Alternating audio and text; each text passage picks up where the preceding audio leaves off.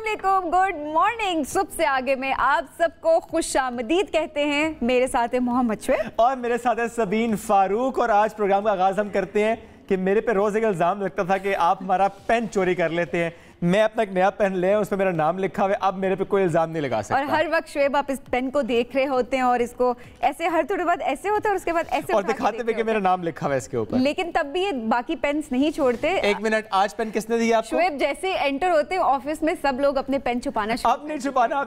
मैं अपना नया पेन ले आया हूँ तो किसी ने अपना पेन छुपाना नहीं है। हम देखेंगे और मेरे आने से घबराना नहीं है। ये आज आया है, हम अपने एक दो दिन के बाद देखेंगे कि सबके पेन महफूज रहते हैं। अब अगर पेन चोरी होगा तो मैं समझ जाऊंगा कि मैंने नहीं किया ना, किसी और ने मुझे चोरी किया। चलें जी, तो बात हमने इस पेन की है। वैसे एक और सवाल से आज हमने आगाज करना था प्रोग्राम का। हाँ?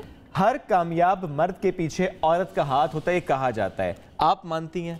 अच्छा, मैं हमेशा इसके बारे में सही जवाब ढूंढने की कोशिश में रहती हूँ कि ऐसा है, क्योंकि मुझे लगता है कि शायद दोनों तरफ है कि हर कामयाब औरत के पीछे भी एक मर्द का हाथ हो सकता है। So it's about your support system कि आपको किस तरह की सपोर्ट मिल रही होती है आपके घर से, आपकी फैमिली में, आपके दोस्तों में। यानी कामयाबी का कोई जेंडर नहीं होता। एग्जैक्टली, मुझे पर्सनली ऐसा लगता है। अच्छा, लेकिन हर मोटे मर्द के पीछे किसका हाथ होता है? वो उनकी अम्मी का हाथ हो सकता है या बेगम का हाथ हो सकता है, खिला खिला के। और जब बंदा पतला हो और फिर कुछ नहीं उसमें भी बेगम का हाथ होता है ना जी, उसमें बेगम का हाथ ही होता है। ठीक है, मान लेते हैं हम लोग। पूरी बात बंदा स्मार्ट रहे, बंदा मोटा हो। नहीं पूरी इजाजत दे। चलो ठीक है, बताइए। जब बंदा पतला हो और फिर उसका पेट निकला है, बड़ी मुश्किल से अंदर किया है, फिर बंदा कैसा लगेगा? बेहंगम लगेगा। मैं कहना बेहुदा चाहता था लेकिन बेहुदा नहीं कहूंगा, बेहंगम लगेगा। चले जी, मौसम कैसा है सबीन? ये तो आप हमें बता ही नहीं रही आज। जी, मौसम आपको बताती हूँ। वैसे आपने इस बात का जवाब नहीं दिया, तो लेकिन मैं आपसे प्रोग्राम के बीच में जरूर आपसे पूछूंगी कि कामयाब मर्द के पीछे क्या एक नहीं, छोटे सवाल बदल देते हैं। ठीक है, इसलिए कि सवाल बदलना इसलिए भी जरूरी है कि अगर हम ऐसा सवाल आपसे करें इसका आप जवाब आपको आता हो। मैं बात पीएसएल फैंस की कर रहा हूँ। ये दुकान जो खोल रखी है ना हमने आज टेबल पर, ये जो मर्चेंडाइज हमारे पास है, हमारी टीम इस्लामाबाद यूनाइटेड की टीम। Yes, we have caps, we have shirts, we have so much. हो सकता है आपको एक टिकट भी मिल जाए, वीआईपी पास मिल जाए आपको, यू नेवर नो। अगर आपने हमारे आज के सवाल का दुरुस्त जवाब दिया, सवाल क्या ये तो आप कॉल करेंगे तो हम आपको बताएंगे ना, पहले तो नहीं बता सकते। सो कॉल अस, हम आपसे करेंगे सवाल जिसका अगर सही जवाब आपने दिया तो ये आप तक पहुंच जाएगी जी हमारे। अब देखते हैं कि आप इस्लामाबाद यूनाइटेड के फैंस हैं या नहीं हैं। Exactly. असल फैंस हैं कि नहीं, अब पता चलेगा। और अगर आप कराची किंग्स के फैंस हैं तो आपसे थोड़ी सी हम माजरत करेंगे, माजरत इसलिए कर लेंगे जो आपके साथ हो रहा है। भाईजान तो फिर कट बिरयानी खाओ ना, इतनी बिरयानी आप लगता है खा रहे हैं कि 9 मैचेस हुए हैं, 7 आप जो है वो हार चुके हैं। अच्छा, वैसे कराची किंग्स ने तारीख रकम की थी, अब तारीख दोहरा रहे हैं। PSL 7 सबसे ज्यादा मैचेस कराची किंग्स हारी थी और इस सीजन में भी अभी तक तो कुछ ऐसे ही हो रहा है। आगे क्या होगा यू नेवर नो। मेरे ख्याल में लाहौर की जॉब उन्होंने संभाल ली है अब। लेकिन लाहौर आगे हैं जी। लाहौर कलंदर्स को आप देखिए कितना अच्छा परफॉर्म कर रहे हैं अभी। और Atif Islamabad United as well. Exactly, Islamabad United as well हमारी टीम है जी, हमारे लिए सबसे ऊपर है इस्लामाबाद। फेवरेटिज्म होगा यहाँ पे। मौसम का हाल बताते हैं आपको। सूरज आंखें दिखा रहा है कि नहीं दिखा रहा? आज देखते हैं जी सूरज आंखें दिखा रहा है कि नहीं। इस्लामाबाद में तो सूरज आंखें दिखा रहा है और इस्लामाबाद में कम से कम 11 डिग्री सेंटीग्रेड है और ज्यादा से ज्यादा 29 डिग्री सेंटीग्रेड है। और जैसे मैंने पहले बताया कि सूरज आंखें दिखा रहा है, हल्की हल्की गर्मी दिन के वक्त यहाँ भी स्टार्ट हो चुकी है। लाहौर की अगर बात करें तो कम से कम 15 डिग्री सेंटीग्रेड है और ज्यादा से ज्यादा 30 डिग्री सेंटीग्रेड रहेगा और वहाँ पर भी सूरज चमक रहा है। और कराची की बात करें तो कम से कम 20 डिग्री सेंटीग्रेड रहेगा आज और ज़्यादा से ज़्यादा 35 डिग्री सेंटीग्रेड रहेगा। और बादलों का कोई नामो निशान नहीं है, सिर्फ सूरज वहाँ पर आंखें दिखा रहा है। पेशावर की बात करते हैं, पेशावर में कम से कम 12 डिग्री सेंटीग्रेड है और ज़्यादा से ज़्यादा 30 डिग्री सेंटीग्रेड है। कोयटा की बात करेंगे, मुझे लगता है कोयटा का मौसम थोड़ा बेहतर होगा। कम से कम जो है वो 6 डिग्री सेंटीग्रेड है और ज़्यादा से ज़्यादा 20 डिग्री सेंटीग्रेड है। लेकिन आज कोयटा में भी जब हम बताते हैं कि वहाँ पर बादल होते हैं, बारिश हो रही होती है, लेकिन वहाँ पर भी आज सूरज चमक रहा है। तो गर्मी बढ़ चुकी है पूरे पाकिस्तान में, जितने इलाकों की हमने बात की, हर जगह जो है वो सूरज ही चमक रहा है। वरना मैं हमेशा कहती हूँ ना, कहीं पर बादल हैं, कहीं पर बारिश है। मेरे ख्याल में वो मौसम चला गया शुएब, वो मौसम जा रहा है। लेकिन ये जो आपने इस्लामाबाद का जिक्र किया 29 डिग्री सेंटीग्रेड ज़्यादा से ज़्यादा, और लाहौर आपने कहा 30, वहाँ तो 1 डिग्री सेंटीग्रेड का फ़र्क नज़र आ रहा है ना। लेकिन इन एक्चुअल अगर हम सियासी पारे की बात करें, इस्लामाबाद का बहुत ऊपर जा रहा है। क्यों ऊपर जा रहे हैं? सियासी पारे की जब हम बात करें, खान साहब की आज पेशी है, पेश नहीं होंगे, ऐसा ही मामला लग रहा है, because he is in Lahore. लग तो यही रहा है, बट जो इस्लामाबाद का सियासी पारा है वो बहरहाल हमें बढ़ता चला जा रहा है। तो ये हम आगे चलकर थोड़ी डिस्कशन इस पर भी करेंगे, लेकिन आज प्रोग्राम में हमने क्या क्या शेयर करना है वो आपसे क्विकली शेयर कर लेते हैं। मारूफ गुलकारा अदाकारा Hadiqa Kiani as a philanthropist जिस तरह वो सामने आई हैं सैलाब ज़दगान की मदद करने के लिए, 200 घर तामीर करने का उन्होंने कहा था, 100 घर तामीर कर लिए हैं। किस तरह किन इलाकों का इंतखाब किया, कहाँ कहाँ पर घर बना पाई हैं, सफ़र में क्या मुश्किलात रही हैं, हदीका कियानी से हम बात करेंगे। बिल्कुल जी, उनसे बात करेंगे और मेरे ख्याल में इनसे आज बहुत कुछ हम पूछ भी सकते हैं कि किस तरह से अवाम भी हेल्प कर सकती है और किस तरह से उन्होंने इस जर्नी को स्टार्ट किया है। अच्छा जी, इसके अलावा आज हमें ज्वाइन करेंगे प्रोग्राम में नासिर हुसैन शाह साहब और उनसे ज़रा बात करेंगे कि क्यों ये हो रहा है कि मरदमशुमारी का बहुत ज़्यादा हम देख रहे हैं कि पीपल्स पार्टी तहफ़्फ़ुज़ात हैं उनके बहुत ज़्यादा, लेकिन आखिर वो तहफ़्फ़ुज़ात है क्या? तो आज हम नासिर साहब से ये पूछेंगे और इसके अलावा बिलावल साहब भी कुछ पीडीएम से नाराज़ दिखाई, आखिर नाराज़गी की वजह क्या है ये भी जानने की कोशिश करेंगे। कराची वाले हमेशा कहते हैं हमें सही से गिनना नहीं गया, तो आज ज़रा बात हम पीपल्स पार्टी से इससे मुताल्लिक़ करेंगे। और इसके अलावा हमें आपसे जो आज शेयर करना है उसमें जनाब कराची का एक और मसला, एक और मामला है। सिर्फ फरवरी नहीं है, किसी महीने की भी आप क्राइम रेशो अगर निकाल लें तो मालूम होता है अच्छा इतने हज़ार मोटरसाइकिलें गाड़ियां छिन गई, नकदी से महरूम हो गए। कराची में जो स्ट्रीट क्राइम है वो बेकाबू होता चला जा रहा है। सिर्फ फरवरी में 10 शहरों की स्ट्रीट क्राइम ने जान भी ले ली है और 2000 से ज़ायद मोबाइल फ़ोन छीने गए हैं। इसके अलावा जो एक और मामला है वो ये है कि कराची में जो बैंक्स में लोग जाते हैं, ATM यूज़ करते हैं, जब वो पैसे लेकर बाहर आते हैं तो उनसे पैसे छीन लिए जाते हैं। आखिर ये हो क्या रहा है कराची में, सभी इस पर भी आज हम बात करेंगे। एग्जैक्टली, इस पर भी आज हम बात करेंगे और शहरी किस तरह से खौफजदा हैं, तो ये सारी बातचीत आज हमारे प्रोग्राम में होगी जनाब। इसके अलावा अगर हम बात करें प्रोग्राम में बहुत सारी बातें करने को, तो पॉइजनस जो सब्जियां हैं उनकी भी बात करेंगे, लेकिन साथ साथ हम बात करेंगे फयाजुल हसन चौहान साहब की बात करेंगे। तो जिस तरह आप बात कर रहे थे शुएब के, आज इमरान खान साहब की पेशी है, पेश होते नहीं होते ये तो हमें नहीं पता, लेकिन उनको तोशाखाना केस में आज जो है वो बुलाया गया है, तो इस बारे में भी बात करेंगे फयाजुल हसन चौहान साहब से। लेकिन साथ साथ उनसे ये भी पूछेंगे जेल भरो तहरीक क्या हुआ, कब शुरू हुई और उसके बाद बीच में क्या हुआ और फिर खत्म हो गई, तो इस मामले में भी उनसे जानेंगे उनका जेल का सफर कैसा रहा। ये तो हमने बात कर लिया आपसे कुछ वो सेगमेंट्स जो हम प्रोग्राम में आगे चलकर डिस्कस करेंगे, लेकिन क्या आप जानते हैं कि राशिद भाई चांद पर उतरने को बेताब हैं? कौन राशिद भाई? एक हैं राशिद साहब हैं और वो काफ़ी पहले हमने भेजा था उनको और अभी वो पहुंचने वाले हैं चांद पर, चांद के करीब पहुंच चुके हैं, चांद पर उतरने की तैयारी कर ली है।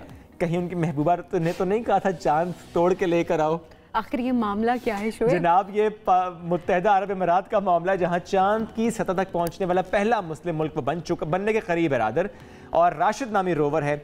25 अप्रैल को चांद की सतह पर ये उतरेगा, लैंडिंग होगी और यूएई के इस मिशन को गुज़श्ता साल दिसंबर में एक जापानीज कंपनी है आई स्पेस के लैंडर, इसके साथ अमेरिकी कंपनी है स्पेस एक्स, इसके रॉकेट के जरिए इसको रवाना किया गया। अरे वाह, जबरदस्त। तो मेरे ख्याल में अब ये देखा जाएगा क्योंकि अमूमन जो इस तरह के एक्सपेरिमेंट्स होते हैं वो कामयाब नहीं होते, 1/3 फेल हो जाते हैं मिशंस। फेल हो जाते हैं मिशंस, तो हम बहुत पुरुमीद हैं कि राशिद पास होगा। एग्जैक्टली, राशिद पास होगा हमें लग रहा है, और हमारी दुआएं भी उनके साथ है कि नई रिसर्च करके आए, नया एक्सपीरियंस करके आए, और क्योंकि मुस्लिम ममालिक है डेफिनेटली हम उसको सपोर्ट भी वैसे भी कर रहे हैं। 10 किलो का राशिद है, वैसे 10 किलो का राशिद है, 10 हल्का फुल्का राशिद है। अच्छा पहुंचेगा इंशाल्लाह। चलें, ये तो मैं यूएई के इस मिशन की बात की है, बढ़ते हैं आगे। एक और खबर हमारे पास है और वो है जनाब फिरदौस शमीम नकवी साहब से मुताल्लिक। कल हमने क्या देखा है ऐवान में, मैं सिंध असम्बली की बात कर रहा हूँ, पीटीआई के रहनुमा फिरदौस शमीम नकवी साहब, और जब वो सिंध असम्बली में अवामी मुश्किलात का जिक्र कर रहे थे तो उन्होंने पहले उतारी टोपी और फिर उतार दी शेरवानी। टोपी उतारी तो स्पीकर साहब ने कहा कि ये ठीक बात नहीं है, तो उन्होंने कहा जब आप अवाम की बात करते हैं, अवाम के मसाइल की बात करते हैं, जब आप मसाइब की बात करते हैं तो उस टाइम पर टोपी उतार कर ही बात की जाती है। और यही बात करते करते उन्होंने कहा कि टोपी तो क्या, मैं अपनी शेरवानी भी उतारूंगा, तो उन्होंने अपनी शेरवानी भी वहां पर उतारी, जिससे डेफिनेटली एक बहुत ही अजीब सा समा वहां पर बन गया और कुछ लोग हंसे उन पर और कुछ लोगों ने इसको बुरा भी जाना। और अभी इस वक्त चलिए जी आपको भी दिखाते हैं कि आखिर ये मामला हुआ क्या। करता हूं ना, मैं टीवी तकरीर करता हूं, मैं तकरीर दिल से करता हूं और दिमाग से करता हूं। और मैं आज की तकरीर जो है वो दिल से है। मेरी तहजीब ये कहती है जब मसाइब का जिक्र हो, तो टोपी उतार के जिक्र करते हैं। जब आपको अगर जब आपको इसका प्रूफ चाहिए हो, और टोपी उतारना तो बुरी बात होती है, अच्छी बात नहीं होती। जब मैं आपको बताता हूँ, सिर्फ टोपी नहीं उतारूंगा, सिर्फ टोपी नहीं उतारूंगा, सिर्फ शेरवानी भी उतारूंगा, और सिर्फ शेरवानी नहीं उतारूंगा। मैं सिर्फ शेरवानी नहीं उतारूंगा, मैं और ही लुक्ड वेरी फ्रस्ट्रेटेड। ज़ाहिर है जब अवाम की बात हो रही हो और फ्रस्ट्रेशन हमें नज़र भी आती है अवाम में भी और अवामी रहनुमाओं में भी। और हम ये देखते हैं सबीन कि जब भी अवाम में कोई बात होती है इस तरह की तो डेस्क बजाया जाता है, क्या वो फ्रस्ट्रेशन निकाली जाती है? ये तो अब इन्हीं से पूछा जा सकता है, क्योंकि मेरे ख्याल में ये नुमाइंदे हैं और वहाँ पर बैठ के बात करें, हमारे मसाइल की, हमारे मसाइब की बात हो रही है वहाँ पर। लेकिन वहाँ पर जो माहौल था वो कुछ अजीब ही हो गया, जिससे मेरे ख्याल में वो बात एड्रेस शायद बहुत हद तक कम होगी। जो सेंटर ऑफ अटेंशन था वो कोई और बात बन गई कि जनाब ने टोपी और शेरवानी उतार दी। लेकिन डेफिनेटली जो मसाइल की बात है, हम ये चाहेंगे कि उन पर ही फोकस रखा जाए और उनकी इस हरकत की वजह भी मसाइल और लेकिन सवाल वही है कि अगर आप फ्रस्ट्रेशन का शिकार हों, आप डिप्रेशन का शिकार हों, एंग्जाइटी हो, तो क्या करें? क्या ड्रम बजाएं? वैसे ये भी हो सकता है, लोग म्यूजिक भी तो सुनते हैं ना, म्यूजिक सुन रहे होते हैं और उसके थ्रू अपने। अरे वाह, ये ड्रम बजाया जा रहा है जनाब। भाई वाह, जबरदस्त। तो ये जी हम कहानी सुनाने लगे हैं एक माँ बेटी की, जिन्होंने डिप्रेशन को दूर करने के लिए एक ड्रम सेशंस का आगाज किया है। ड्रम सर्कल ये इसको कहते हैं। और ये हैं जनाब डॉक्टर शाजिया मूसा और उनकी बेटी।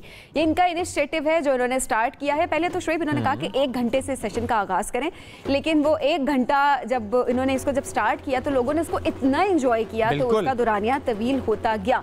तो डेफिनेटली हम इस वक्त स्क्रीन पर भी मनाजिर देख सकते हैं कि लोग किस तरह से एंजॉय कर रहे हैं। और मेरे ख्याल में इस टाइम पर तो सारे ड्रम के बीट में अपनी फ्रस्ट्रेशन जो है सुनवाते भी है ना सबीन। एग्जैक्टली, चले जी सुनते।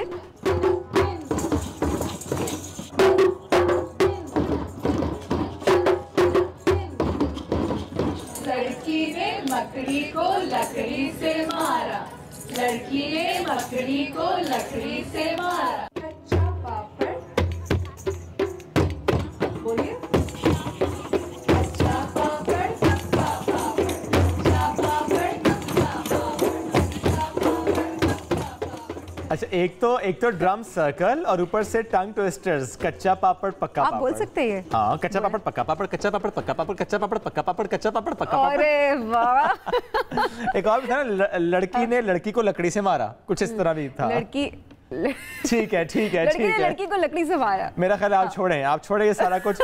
आप टिकट कटाएं, एक जबरदस्त सी याट बुक कराएं, अच्छा, गहरे समंदर में निकल जाएं, वेकेशंस में चली जाएं। आप सबसे आगे संभाल लेंगे, तब तक संभाल लेंगे पूरी जिम्मेदारी के साथ। नहीं, वहां से लाइव लिंक पे लेंगे ना, उस जिस कश्ती पे आप जाएंगे, जिस याट पे आप जाएंगी, उससे मुतालिक बताएंगी नहीं हमें, क्योंकि वो कश्ती ही इतनी अनोखी है। उसके बारे में बात करेंगे हम। जनाब, दुनिया की सबसे ऊंची तरीन कश्ती, बिल्कुल सबसे महंगी तरीन भी कह सकते हैं, तीसरे अमीर तरीन शख्स है अमेज़न के बानी जेफ बेज़ोस। इनकी दुनिया की सबसे ऊंची कश्ती की तामीर आखिरकार मुकम्मल हो गई, दिखा रहे हैं आपको इस वक्त स्क्रीन पर। और कीमत आपके होश उड़ा देगी, $50 करोड़, यानी 1 खरब 38 अरब पाकिस्तानी रुपए से भी ज्यादा है। नाम बड़ा डिफरेंस रखा है। तो दुनिया के तीसरे अमीर तरीन शख्स भी तो है ना, ये इतने से पैसे क्या उनके लिए? लेकिन ये नाम क्या रखा है? ये नाम क्या रखा है? कोरोना से नाम निकाला है। अच्छा, कोरोना से घबराए तो वहां चले जाए। कोरोनामी ये सुपर याट है और इसकी तामीर है, इसका आगाज 2018 में हुआ था नेदरलैंड्स में और अब कहीं जाकर ये मुकम्मल हुई है। और इस कश्ती की ऊंचाई 230 फीट है, जहां पे आप जाने का प्लान रख रही है ना। लेकिन बहुत एक अजीब सी बात ये भी है कि इसमें सिर्फ 18 मुसाफिर हैं जो कि इसमें सफर कर सकते हैं। तो मतलब ऊंची तरीन कश्ती और जो है 18 इसमें सिर्फ मुसाफिर सफर कर सकते हैं। और शुएब, इसको चलाने के लिए 40 अफराद का अमला चाहिए। मतलब इतने लोग उसमें सफर नहीं कर रहे जितना उसके अंदर अमला चाहिए उसको ऑपरेट करने के लिए।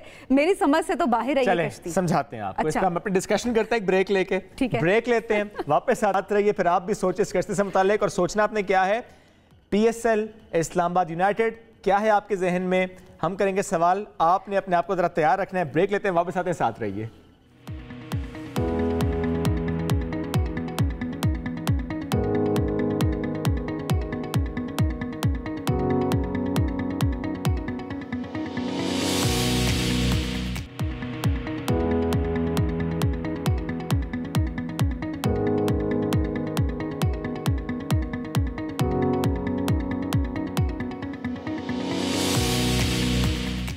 Welcome back after the break. और ब्रेक में हमारी जेब थोड़ी सी हुई है भारी। भला कैसे? रुपया तगड़ा हुआ है ना जी। रुपया तगड़ा हुआ है, डॉलर जो है वो नीचे आया है। 2 रुपए 75 पैसे डॉलर को हमने नीचे किया है जनाब, और इंशाल्लाह हम कोशिश करेंगे कि और नीचे होता चला जाए। दुआई कर सकते हैं, दवाई हमने नहीं करनी है, हुकूमत का काम है, उसने ही करनी है। लेकिन इसके साथ साथ एक करंट भी लगा ना, वो कल लगाया जनाब। बिजली की तारों में करंट आया है। बिजली की तारों में ऐसा करंट का लाया जनाब, ऐसे झटके लगाए हैं। हाँ। कराची, लाहौर, इस्लामाबाद समेत मुल्क के हर शहर में जनाब ये करंट लगा है। और बिजली के 1 यूनिट की कीमत 3 रुपए 39 पैसे फी यूनिट बढ़ाई गई है, और सरचार्ज 3 रुपए 82 पैसे फी यूनिट। तो इसका मतलब है जो अगला बिल आएगा वो थोड़ा सा ऊपर आएगा, थोड़ा सा नहीं काफी ऊपर आएगा, थोड़ा सा नहीं काफी ऊपर आएगा। मेरे ख्याल में ऑलरेडी काफी ऊपर था, इससे ऊपर आने की जरूरत नहीं थी, लेकिन क्या करें, मजबूरी। क्या करें, आप कैंडल्स खरीद के लाएं? वैसे ये बात है कि लालटेन का जमाना वापस आ गया। ऐसे ही लग रहा है। कैंडल्स की आप क्या बात है, लालटेन का जमाना वापस आ गया। लालटेन का जमाना वापस। अच्छा चलें, ये जब हम बात करते हैं ना लालटेन का जमाना वापस आ गया, हम कैंडल्स की बात करते हैं। हाँ। आपको पता है बहुत से इलाके पाकिस्तान में इस वक्त भी ऐसे हैं जहां पर लाइट की अगर हम बात करें, गैस की बात करें, बुनियादी ज़रूरियात की बात करें तो लोग परेशान हैं। मैं सैलाब की बात करने वाला हूँ, सैलाब ज़दगान का जिक्र करने वाला हूँ। 2022 का सैलाब जिसने पाकिस्तान को शदीद मुतासर किया, उसमें अगर हम बलूचिस्तान की बात करें, बलूचिस्तान के सिर्फ एक इलाके की बात करें, ज़िला नसीराबाद, यहाँ पर बहुत से लोग बेघर हुए। और ऐसे में एक शख्सियत ऐसी जिसने बीड़ा उठाया कि मैं वहाँ पर पहुँचूँगी और आपके ताउन से, मुखैर हजरात के ताउन से वहाँ घर तामीर करूँगी। हम बात करें हदीका कियानी साहिबा की। बिल्कुल। और उन्होंने जिस तरह वसीला राह के नाम से मुतासरीन को इमदाद पहुंचाने के लिए मुहिम का आगाज़ किया कि जिसके तहत मुतासरीन को न सिर्फ खाने पीने की अशिया और ज़रूरी सामान पहुंचाए, बल्कि उन्होंने कहा कि मैं घर बनाऊंगी, 200 घर बनाने का ऐलान किया। और फिर एक घर उन्होंने मुकम्मल 100 घर मुकम्मल कर लिए। 100 घर उन्होंने मुकम्मल कर लिए। अपनी इस मुहिम का आगाज़ उन्होंने किया था और उन्होंने ठान ली थी कि मैंने ये घर मुकम्मल करने, उन्होंने करके दिखाया। और अभी भी उन्होंने 100 घर मज़ीद और तामीर करने की ठान रखी है। वो कहती हैं कि मैं इसकी तकमील जो है वो मुकम्मल करूँगी। तो डेफिनेटली हम उनके साथ हैं, लेकिन ये किस तरह से उन्होंने आइडिया, उनको किस तरह से आया, कैसे उन्होंने स्टार्ट किया, तो क्यों ना हदीका कियानी की ज़ुबानी ही उनकी कहानी हम सुने। हमारे साथ इस वक्त मौजूद है जनाब आपकी हमारी पसंदीदा अदाकारा और गुलकारा हदीका कियानी जी। अस्सलाम वालेकुम हदीका साहिबा, कैसी हैं आप? वालेकुम अस्सलाम सबीन, बिल्कुल ठीक हूँ। शुएब आप कैसे हैं? दोनों ठीक है? अल्हम्दुलिल्लाह बिल्कुल ठीक ठाक। बहुत शुक्रिया, आपने वक्त दिया। हदीका जानना चाहते हैं आपसे इस वसीला राह से मुताल्लिक आइडिया को कंसीव आपने कैसे किया, फिर किसने आपका साथ दिया, कैसे किसी इलाके का आपने इंतखाब किया, कैसे अब आप पहुंचे, कैसे इसका आगाज हुआ? वसीला राह का जो है ना वो कॉन्सेप्ट मेरे दिमाग में आया जब फ्लड्स आया। तो मुझे 2010 में फ्लड्स का एक एक्सपीरियंस मेरा था, जिसमें 255 हाउसेस मैंने बनाए थे केपीके के इलाके में। और अब जो है जब 2020 में 22 के अंदर जब ये फ्लड्स आया तो मेरे दिमाग में यही बात आई कि मैं अपना एक्सपीरियंस उसको इस्तेमाल करते हुए तो मैं रिलीफ वर्क से स्टार्ट करूंगी और फिर रिलीफ वर्क से आगे मैं रिकंस्ट्रक्शन की तरफ जाऊंगी और इनकी लॉन्ग टर्म बेसिस के ऊपर इन लोगों के बारे में हमें सोल्यूशन निकालना है। तो उसमें भी फिर अल्हम्दुलिल्लाह पाक आर्मी ने मुझे सपोर्ट किया और वहाँ पे डेरा मुराद जमाली में जो है वो बलूचिस्तान में FC विंग है 72, वहाँ से फिर मैंने कम्युनिकेशंस अपनी जारी रखी और अल्हम्दुलिल्लाह उन्होंने मुझे गाइड किया हर चीज़ के अंदर, रिलीफ वर्क से लेके कंस्ट्रक्शन वर्क तक, क्योंकि सुपरविजन और सारी मॉनिटरिंग जो है वो ऑन ग्राउंड तो वहाँ पे आर्मी है, जिसकी वजह से मैं उन इलाकों में पहुँच सकी। और वहाँ पे चूंकि फ्लड का जो है प्रेसिडेंट वो इस तरह का है, पैटर्न ऐसा है कि वो फ्लैश फ्लड नहीं आता वहाँ पे फ्लड जब आता है तो वो वास्ट लेवल के ऊपर आता है और स्कैटर हो जाता है सारी जगहों पे, और जो कच्चे मट्टी के घर होते हैं वो बिल्कुल बह जाते हैं, बिल्कुल कीचड़ बन जाते हैं। तो वहाँ जब मैंने जाके अपनी आंखों से देखा है हालात तो फिर मुझे जाहिर सी बात है मैं और कंफर्म हो गई कि इस जगह के ऊपर तो अब एक रेवोल्यूशन आना जरूरी है, और वो रेवोल्यूशन होगा इनके पक्के घर, जो कि मुश्किल काम था, लेकिन अल्लाह ताला ने चूंकि सोच डाली थी तो मुझे ये था कि अल्लाह ताला खुद ही करवाएगा। तो अल्लाह ताला ने रिसोर्सेज बनाई और वसीले बनाए, और वो जो वसीला राह का एक नाम दिमाग में आया था जो मैंने अपनी वालदा से शेयर किया, और उनकी आंखों की चमक से देख के मुझे पता यही चला कि जैसे मुझे ये काम करना चाहिए, क्योंकि उन्होंने मुझे हमेशा से पुश किया था कि तुम्हारा नाम है और अल्लाह ताला ने तुम्हें मकाम दिया है, तुम उसको अच्छे अंदाज में इंसानों के लिए इस्तेमाल करो ताकि वो लोगों की खिदमत हो सके और एक लार्जर स्केल के जो है वो इस काम को करो। तो बाकी फिर ये है कि अल्हम्दुलिल्लाह मैं समझती हूँ कि जो फ्लड्स हैं और उनकी जो एक इंटेंसिटी है वो तो अब कैटास्ट्रोफी के ऊपर डिपेंड करता है, लेकिन हमने अपनी तरफ से 100% कोशिश की है कि हम सस्टेनेबल और क्लाइमेट कंपैटिबल मटेरियल यूज करें, जिसमें इंटरलॉकिंग ब्रिक्स हैं, पक्की छतें हैं और पक्के मकान हैं, और माशाल्लाह से वहाँ लोग शिफ्ट भी हो गए हैं। हमने मॉस्क बनाई है, हमने ग्रोसरी स्टोर बनाया है एक शहीद के बेटे का, हमने माशाल्लाह वहाँ पे प्राइमरी स्कूल बनाया है, और उसके अलावा हमने जो है वो मैटरनिटी सेंटर बनाया है, क्योंकि वहाँ पे हामला औरतों की काफी ज्यादा अमवात हो रही थी, और चूंकि डिस्टेंसेस बहुत ज्यादा हैं तो उनको लाना ले जाने में बहुत इश्यूज आ रहे थे, तो वहाँ पे फिर हमने जो है मैटरनिटी सेंटर बनाया। बिल्कुल हदीका जी, आपने भी तमाम विजुअल्स सोशल मीडिया पर भी शेयर किए, हम सब ने देखा कि किस तरह से आपने हॉस्पिटल्स बनाए हैं, हॉस्पिटल बनाए हैं, जिस तरह से आपने वो घर तामीर किए हैं, तो वो सारे विजुअल सोशल मीडिया पे हमने देखे भी और लोगों की तरफ से भी बहुत अच्छा रिस्पांस डेफिनेटली आना भी था। लेकिन उसके साथ साथ मैं ये भी आपसे पूछना चाहूँगी कि लोगों का ओवरऑल रिस्पॉन्स कैसा था, कॉन्ट्रीब्यूशन की हद तक अगर हम बात करें, और वहाँ पर थोड़ा सा ये भी हम एक्सप्लेन कीजिएगा कि 100 घरों की तामीर में कितना खर्चा आया, और मजीद जो अभी आपने 100 घर तामीर करने हैं उनमें कितना खर्चा एक्सपेक्टेड है? जी, लोगों ने तो माशाल्लाह से बहुत बहुत बहुत बढ़ चढ़ के इसमें जो है वो हिस्सा लिया, और मैं समझती हूँ कि इवन मेरी जो लॉ फर्म है बेग लॉ, मेरे पास चूंकि एनजीओ नहीं थी तो उन्होंने अपना अकाउंट एक एनजीओ का बनाया हुआ था, वो उन्होंने मुझे फैसिलिटेट करवाया अनवरी खानम के नाम से, जो कि हम लोग जिसमें फंड्स इकट्ठे कर रहे हैं, क्योंकि एनजीओ मेरी प्रोसेस में है। मेरी मदर की डेथ की वजह से थोड़ा प्रोसेस डिले हो गया और मेरी तरफ से थोड़ा सा डिले आ गया, अदरवाइज ये है कि हमारा कंस्ट्रक्शन वर्क तो भरपूर जो है वो वहां पे चल रहा था।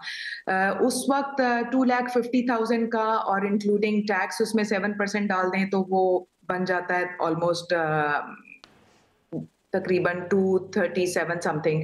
तो उसमें पहले तो ये था, लेकिन अब इन्फ्लेशन की वजह से जो है और डिस्टेंसेस की वजह से जो नए कॉन्ट्रैक्टर हैं उनसे हमारी जो डील हुई है वो ऑलमोस्ट 3,50,000 का पर यूनिट है, और 14/16 का है सस्टेनेबल मटेरियल के साथ। और लोगों की जहां तक बात है, बहुत से मेरे जानने वाले, बहुत से हमारे फैंस, बहुत से हमारे फॉलोअर्स, बहुत से ऐसे लोग जिनके बारे में मैं एक्सपेक्ट भी नहीं कर रही थी, उन्होंने बहुत ज्यादा इसमें बढ़ चढ़ के जो है हिस्सा लिया है। मैं समझती हूँ कि नाम लेना भी इम्पोर्टेंट है, लेकिन there is a whole list of people जो नो डाउट हदीका जी, ये जो लोगों ने आपका साथ दिया है ये सुनकर ज्यादा अच्छा लग रहा है। और ये जरूर जानना चाहेंगे हदीका आपसे कि क्राइटेरिया क्या रखा है आपने, किसको घर मिलता है, किस बुनियाद पर मिलता है? शोएब, ये बहुत बहुत इम्पोर्टेंट सवाल है। सबसे इम्पोर्टेंट क्राइटेरिया जो है वो ये है कि जिसकी लैंड होगी, यानी जिसकी जमीन होगी, उसको घर अलॉट होगा। अगर जिसकी जमीन नहीं है तो वो फिर उसमें आगे कॉम्प्लिकेशंस आ सकती हैं कि अगर हम सॉलिड घर बना देंगे, कल को अगर उसका कोई ओनर आके उसको डिस्ट्रक्ट कर दे या निकाल दे, तो वो उस चीज को हमने सबसे पहले इम्पोर्टेंस दी है। और दूसरी चीज ये है कि वो मेरी तरफ से, मैंने आर्मी वाले चूंकि अलॉट कर रहे थे तो मैंने उनको रिक्वेस्ट की कि जितना यानी कि डिजर्विंग लोग हैं जिनके बिल्कुल घर जो हैं वो कंप्लीटली डिमोलिश हो गए हैं, और जो खास तौर पे जो विडोज हैं उनको हमने बहुत ज्यादा प्रायोरिटी दी है। बिल्कुल बिल्कुल हदीका जी, अगर हम बात करें, आपने जिस तरह बताया कि लोग भी कंट्रीब्यूट कर रहे हैं, लोगों की भी कंट्रीब्यूशन और आगे भी आपको रिक्वायर्ड है उनकी हेल्प, उनकी सपोर्ट अपने लोगों के लिए, तो लोग किस तरह से कंट्रीब्यूट कर रहे हैं वसीला राह में, और क्या क्या चीज़ें हैं, क्या क्या अशिया हैं जो कि वो आगे डोनेट कर सकते हैं? मैं बस इतना कहना चाहूंगी कि देखें, एक सोच इंसान की आती है और उसके ऊपर फिर इंसान का यकीन होता है। तो ये पूरी जो कैंपेन है ये सोच, यकीन और अमल के ऊपर बेस कर रही है, और इसका स्लोगन भी यही है कि पहले अच्छी सोच आए, उसके ऊपर आप यकीन करें, आप अल्लाह ताला की ज़ात पे यकीन करें, और उसके बाद उस पर एक्शन करें, यानी thought, belief and action, that is the slogan. और मैं समझती हूँ पाकिस्तानियों से मेरी ये अपील है कि इस चीज़ के ऊपर आप जितनी भी नेगेटिविटी आप क्रिएट कर सकते हैं, इंसान क्रिएट कर सकता है कि नहीं ये भी नहीं हो सकता, वो भी नहीं हो सकता, लेकिन मैं समझती हूँ कि मैंने अल्हम्दुलिल्लाह एक छोटा सा स्टेप उठाया 100 हाउसेस का, और अल्लाह ताला पे यकीन करते हुए अच्छी नीयत के साथ। तो मुझे ये था कि ख्वाब हकीकत बन सकते हैं और बने, और मैंने दिखाया, और मैंने नहीं करके दिखाया, बेसिकली अल्लाह ताला ने करके दिखाया। तो अब भी मैं चाहती हूँ कि मेरे पे यकीन करें, ट्रस्ट करें, और इंशाल्लाह ताला मैं 200 हाउसेस, जिंदगी रही तो आप लोगों को बना के दिखाऊंगी, पूरा विलेज क्रिएट करके दिखाएंगे हम लोग, और उसमें आप लोगों के फंड्स की जरूरत है, हमें क्लीन वाटर की जरूरत है वहां पे, क्योंकि साफ पानी ना होने की वजह से वहां पे बहुत सारी अमवात हो रही हैं, बहुत सारी बीमारियां बच्चों के अंदर आ रही हैं, बहुत सारी प्रेग्नेंट औरतें हैं जो कि साफ पानी नहीं उनको मैसर। तो मैं समझती हूँ कि साफ पानी के अगर फिल्ट्रेशन प्लांट्स आप लोगों में से कोई हमें प्रोवाइड कर सके या नंबर्स दे सके तो हम उनको डायरेक्टली कॉन्टेक्ट करेंगे। और सबसे इम्पोर्टेंट चीज है सेहत, और सेहत होगी तो आगे जिंदगी होगी, और जिंदगी होगी तो आगे एजुकेशन भी मिलेगी उनको।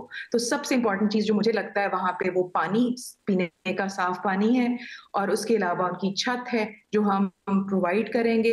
इंशाल्लाह आप लोगों के फंड्स आते रहेंगे तो हम स्लोली स्टेप बाय स्टेप जो है वो इसी तरह विलेजेस बनाते रहेंगे, और उनको इंशाल्लाह हदीका ये जरूर हो पाएगा। और हदीका, हम उन लोगों की ज़ाहिर बात करें जिन्होंने अपने सामने अपने आशियाने को बिखरते देखा, और ये वो लोग हैं जब बारिश की एक बूंद भी अब गिरती है तो डर जाते हैं, क्योंकि उस बारिश ने, उस पानी ने उनका आशियाना जिस तरह से बहाया वो हम सब ने देखा। लेकिन अब वही लोग जब उस घर में दाखिल होते हैं जो कि आपने बनाया, ज़मीन उनकी है, घर आप बना कर दे रहे हैं, जब वो दाखिल होते हैं उस घर में, उसी जगह पर जहाँ वो रहते थे, कभी कदम जब रखते हैं तो वो मंजर कैसा होता है, वो क्या कहते हैं, उनके जज्बात कैसे होते हैं? मतलब मैं वो लफ्जों में किस तरह बयान करूं, मतलब वो आंसुओं वाली सिलसिले थे कि जिसमें बहुत ज्यादा, मतलब यानी ये हालात थे। तो मैं कह रही थी कि प्लीज आप एक तो हाथ ना जोड़ें, एक तो पाँव को ना लगे, झुके नहीं मेरे सामने, क्योंकि मैं, अल्लाह ताला की जात है जिसके सामने हम सजदा को हो सकते हैं, और कोई भी इंसान के सामने आपने नहीं झुकना, बस आप दुआओं में शामिल रखें। बहुत दुआएं मिल रही थी, बहुत इमोशनल मोमेंट था, और मैं रब का शुक्र अदा कर रही थी कि अल्लाह ताला ने मुझे वसीला बना के वहां पे पहुंचाया किसी भी तरीके से, क्योंकि अल्लाह ताला ही है जिसने दिमाग में डाला कि भाई बलोचिस्तान में आपने पहुंचना है और वहां पे उस एरिया में जाना है। मैं समझती हूँ कि ये सिर्फ और सिर्फ अल्लाह की जात ने करवाया, मैं कुछ भी नहीं हूँ, बट मैं उसको लफ्जों में बयान नहीं कर सकती कि हाउ ग्रेटफुल, कितने ज्यादा शुक्रगुजार हो रहे थे वहां पे लोग। और मैं चाहती हूँ कि मैं और खुशियां बांटूं वहां पे जितनी हो सके, और वो सिर्फ लोगों के तवस्सुत से हो सकेगा, आप लोगों के प्लेटफॉर्म के तवस्सुत से हो सकेगा, कि आप लोग कोशिश करें कि फंड्स जो हैं वो जितनी जल्दी हो सकता है, ताकि इस ड्रीम को और इस मिशन को हम जल्दी अकम्प्लिश करें। बिल्कुल जी, बहुत बहुत शुक्रिया हदीका साहिबा, आपने हमें ज्वाइन किया। अल्लाह आपको इस नेक मकसद में कामयाब करे। हमारी पूरी टीम की, बल्कि हमारी पूरी कौम की दुआएं आपके साथ हैं। आप एक नेक काम करी हैं, उन लोगों के लिए वसीला बन रही हैं जो लोग अपने आप को बेयारो मददगार इस वक्त समझ रहे हैं, और डेफिनेटली वो हैं भी सैलाब की वजह से ऑब्वियसली, लेकिन आप कामयाब हों अपने मकसद में, और हम शुएब दुआगो हैं कि वो बाकी के 100 घर भी तामीर हो, और जो 200 घर उन्हें तामीर करने की ठानी है, कम्युनिटी है जो कंप्लीट वो कर रही है, पूरा विलेज वो एक क्रिएट। बिल्कुल ऐसी है। नाज़रीन, बढ़ना है हमें एक ब्रेक की तरफ। जब ब्रेक से वापस आएंगे तो फिर बात हम कराची की करेंगे। कराची जिसने हमेशा ये कहा मुझे सही से गिना नहीं गया, पाकिस्तान का सबसे बड़ा शहर कराची, करेंगे उसकी बात ब्रेक के बाद।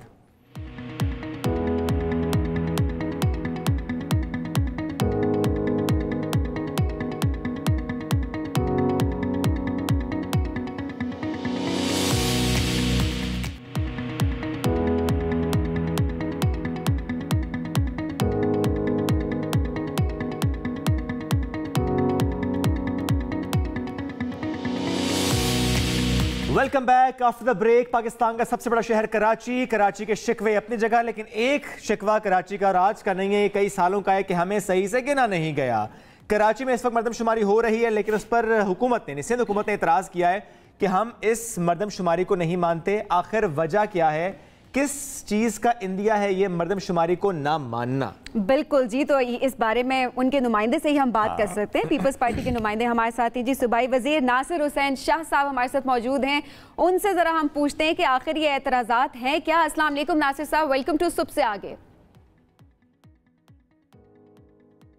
वालेकुम अस्सलाम जी नासिर साहब, अभी हम जिस तरह से देख रहे हैं मरदमशुमारी के बारे में बात हो रही है, पीपल्स पार्टी के एतराज़ात सामने आ रहे हैं, आखिर ये एतराज़ात हैं क्या? बिस्मिल्लाहिर्रहमानिर्रहीम, अल्लाहुम्मा सल्ली अला मुहम्मदिन व आले मोहम्मद। देखें, ये बहुत अहम इशू है और सेंसस जो है, मरदमशुमारी जो है, ये बहुत अहम होती है। आपके इल्म में है कि 2017 में जो सेंसस हुए उस पर भी आज तक बहुत सारे तहफ़्फ़ुज़ात हैं, एतराज़ात हैं सबको। तो अब जब इतने वो जो टाइम पीरियड होता है और अब 2023 में अब ये 7वीं दफ़ा सेंसस हो रहे हैं, तो जो एतराज़ात हैं, और ये सिर्फ पाकिस्तान पीपल्स पार्टी के एतराज़ात नहीं हैं बल्कि दीगर सियासी जमातों के भी जितनी भी पॉलिटिकल पार्टीज़ हैं वो सब उसमें शामिल हैं। तो हमारे सिर्फ यही गुजारिश है कि उनको ख़दशात को दूर किया जाए, और इसी वजह से CM सिंध मुराद अली शाह साहब ने 3 मार्च को लेटर लिखा था मोहतरम एहसन इकबाल साहब को कि जो इश्यूज़ हैं उनको दूर किया जाए ताकि जो लोगों को ख़दशात हो जाते हैं बाद में वो ना हो सके। लास्ट सेंसस पे जो इश्यूज़ थे आपने देखा कि उससे बहुत ज़्यादा जो है हमारे सूबे को नुकसान हुआ, और जो उनकी ये हेड काउंट हुआ वो बहुत कम हुआ। यानी शाह साहब, आपको ये खदशा है कि इस बार भी जो मरदमशुमारी हो रही है, भले वो डिजिटल मरदमशुमारी, लेकिन आपको लगता है कि कम गिना जाएगा कराची को? देखिए, हमें किसी के ऊपर शक नहीं है कि हमें डाउट करेंगे जी खदशा क्या है, क्या होगा, कम गिना जाएगा। लेकिन हम जी बिल्कुल। देखिए, हमारी लास्ट टाइम भी जो तहफ़्फ़ुज़ात थे, जो सजेशंस थी सिंध गवर्नमेंट की, वो ये थी कि जहाँ भी आप हेड काउंट कर रहे हैं, हाउस काउंट कर रहे हैं, उनको अवेयरनेस होनी चाहिए, एक्सेस होना चाहिए वहाँ के लोगों को कि उनके इल्म में हो कि जी उनको गिना गया है, ये नहीं गिना गया। अगर कल को किसी के तहफ़्फ़ुज़ात आते हैं कि जी हमें मुकम्मल तौर पर नहीं गिना गया, तो वो सामने तो आए ना। अब कराची जो दुनिया के बड़े शहरों में से शुमार होता है, और उसका जो आया हेड काउंट आया लास्ट, उसमें वो 16 मिलियन आया, जो किसी को भी कबूल नहीं है। और हमारे पूरे सूबे में भी बहुत सारी जगहों पे इस तरह की शिकायत आई।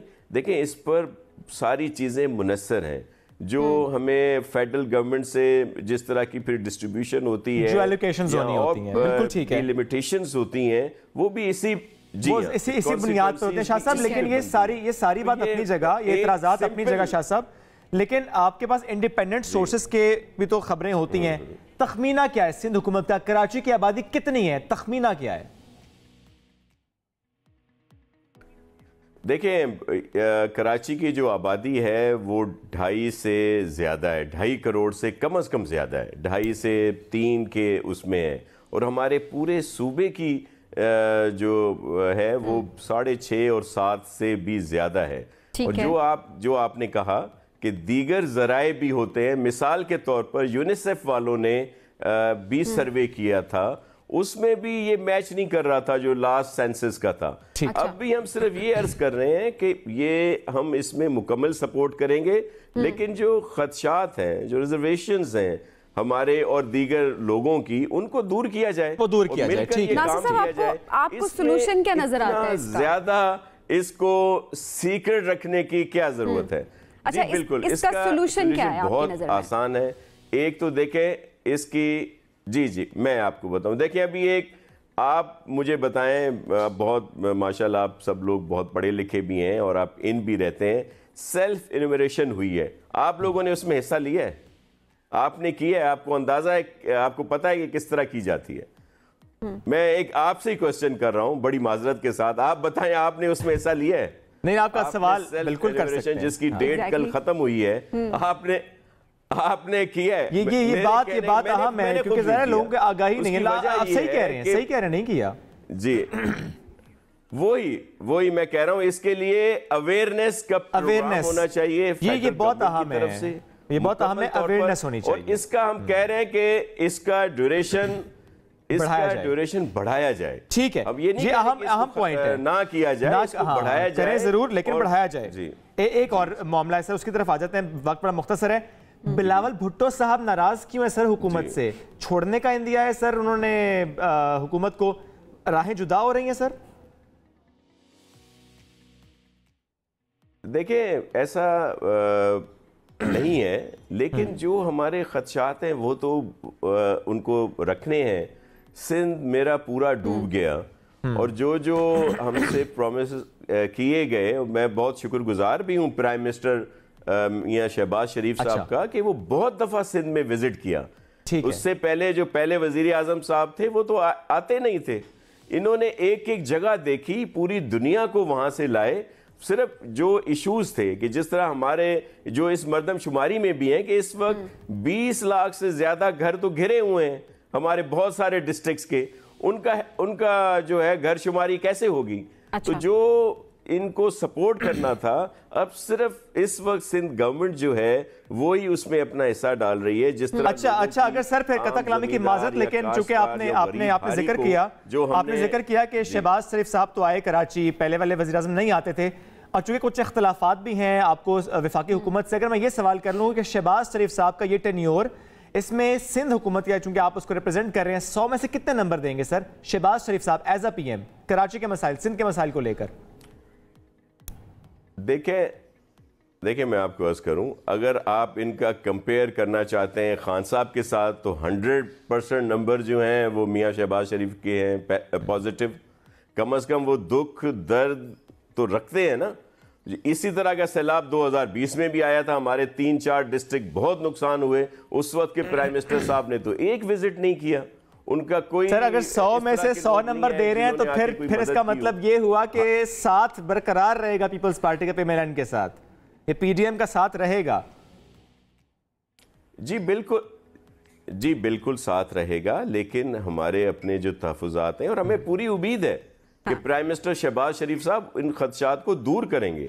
चेयरमैन बिलावल भुट्टो जरदारी साहब ने जो बात की है वो अपनी जगह एक वजन रखती है कि जब इन लोगों की जिनसे हमने वायदे किए वो पूरे नहीं करेंगे तो क्या बोलना कोई जुर्म तो नहीं है ना। अगर चेयरमैन साहब ने इस तरह की कोई बात की है, लेकिन मुल्क की मफाद के लिए जो इस वक्त की सिचुएशन वो बिलावल साहब की जाती राय है या पार्टी पॉलिसी है सर? चाहते और साथ रहेंगे। बिलावल भुट्टो साहब की जो बात है बस एक जुमले में, राय है या पार्टी पॉलिसी है? चेयरमैन बिलावल भुट्टो जरदारी साहब की जाती राय पार्टी पॉलिसी होती है। पार्टी पॉलिसी होती है, ठीक है। नासिर हुसैन शाह साहब बहुत शुक्रिया साहब थे, जो राय दी गई वो पार्टी की पॉलिसी थी। बिल्कुल जी, देखते हैं आगे क्या होता है। लेकिन शुएब अभी भी एक सवाल मेरे ख्याल में बाकी था हम सबके जहनों में कि ऐसे मामलात कैसे अचानक खराब हो गए। अभी तो ये कह रहे हैं सब ठीक है, सब सेटल है, 100 में 100 नंबर भी मिल रहे हैं, इलेक्शंस का मौसम है, लेकिन ऐसा क्या हो गया कि सोशल मीडिया पर आकर बात करने के पब्लिक फोरम को यूज किया गया है? तो यकीनन अगर पार्टी पॉलिसी यहाँ पर आई है तो कुछ तो है। एक ब्रेक लेते हैं, वापस आते हैं, साथ रहिए।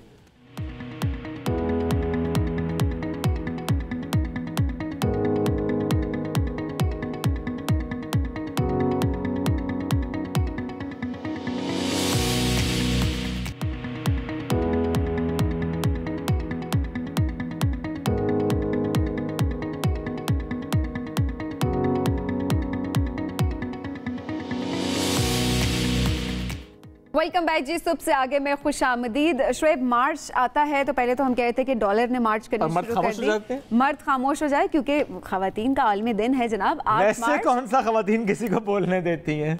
ये वैसे ये अच्छा, इसका फैसला आप करेंगे। आप बताएं कि खवातीन जो है मर्दों को बोलने देती है कि नहीं, या मर्द खवातीन को बोलने नहीं देते? चलें आज ये आप फैसला करें। ठीक है जी। एनीवेज अगर हम बात करें मार्च की तो आ जाती है औरत मार्च। सबसे पहले यही एक टॉपिक है जो सामने आता है।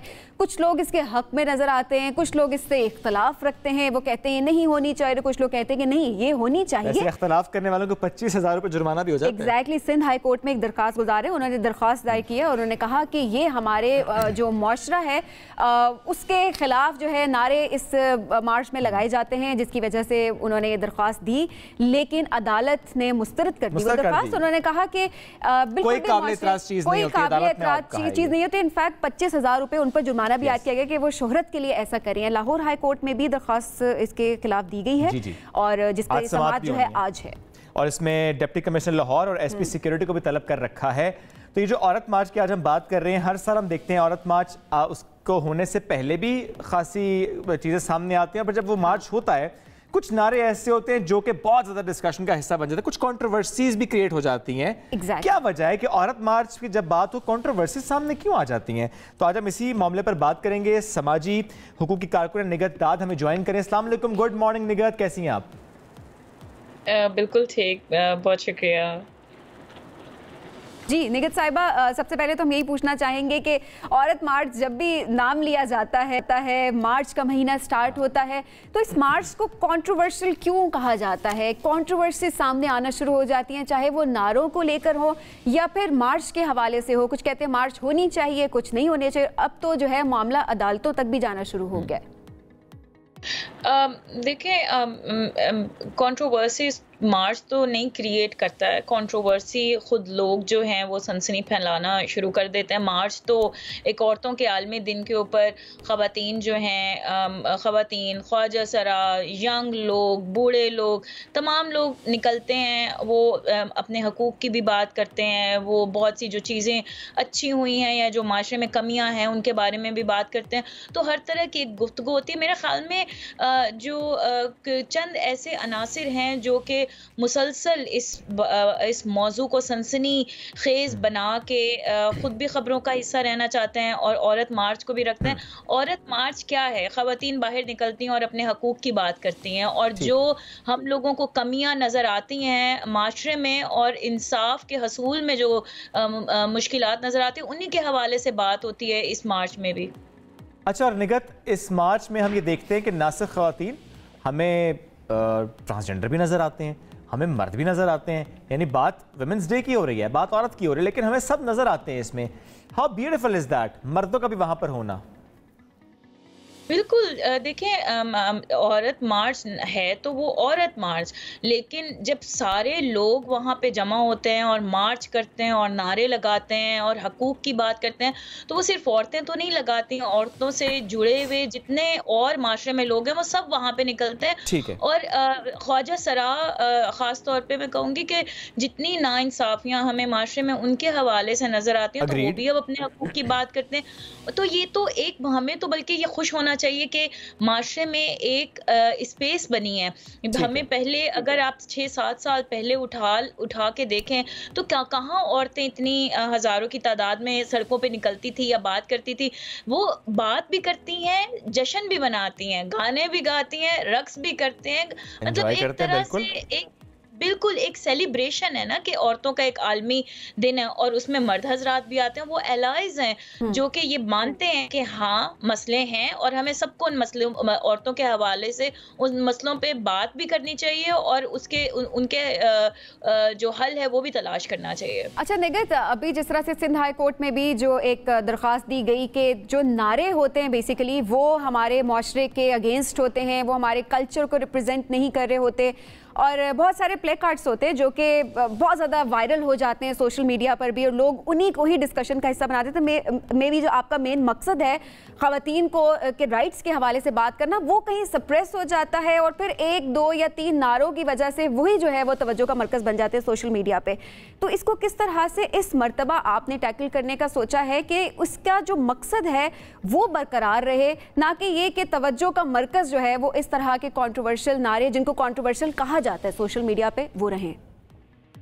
नहीं, देखिए जी, नारे तो कोई भी कंट्रोवर्शियल नहीं है। जिन नारों को उन्होंने मेरा जिस्म मेरी मर्जी का वो पिटीशन में लिख के उन्होंने कहा, खुद अदालत ने कहा कि आइन जो है उनमें ना तो ये कोई इसमें कोई मायूब बात नज़र आती है, ना ही कोई ऑब्सैनिटी, आप क्या बात कर रही हैं, और उनको फिर जुर्माना भी लगा दिया। तो ये तो जो कंट्रोवर्सीज हैं लोग बनाते हैं, लोग खुद क्रिएट करते हैं। मेरे ख्याल में औरत मार्च को लेकर के बहुत से लोग खबरों में भी रहना चाहते हैं, मशहूर भी होना चाहते हैं।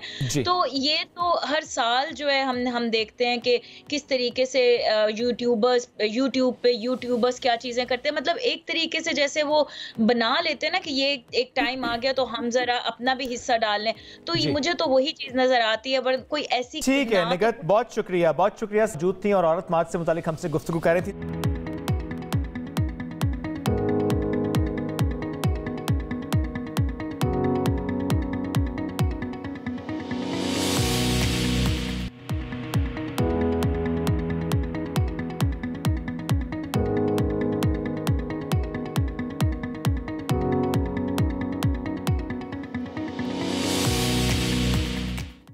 वेलकम बैक जी, सुबह से आगे में खुश आमदीद। शोएब, आज भी बड़ा दिन है, हर तरफ सोशल मीडिया पे आप देखें तो आ रही होती है बात के आज जी बड़ा दिन है। देखते हैं इमरान खान साहब आज पेश होंगे कि नहीं होंगे अदालत में तोशाखाना केस के लिए दोबारा उनको पेश होने नहीं होना आज, वो तो चीज़ें सामने आ चुके हैं। लेकिन जब पाकिस्तान तहरीक इंसाफ की बात करते हैं, इमरान खान साहब की बात करते हैं, तोशाखाना केस की समाअत की बात करते हैं, वो अपनी जगह। लेकिन इससे पहले जो मामलात रहे हैं, जो जेल भरो तहरीक का ऐलान किया, फिर वो ख़त्म की, KP एंड पंजाब इंतखाबात का ऐलान हुआ, अब देखते हैं कि मामलात किस तरफ को जाएंगे और इस वक्त PTI की तैयारी कैसी है, इस पर बात करते हैं। रहनुमा पाकिस्तान तहरीक इंसाफ फयाज हसन चौहान साहब ने हमें ज्वाइन किए।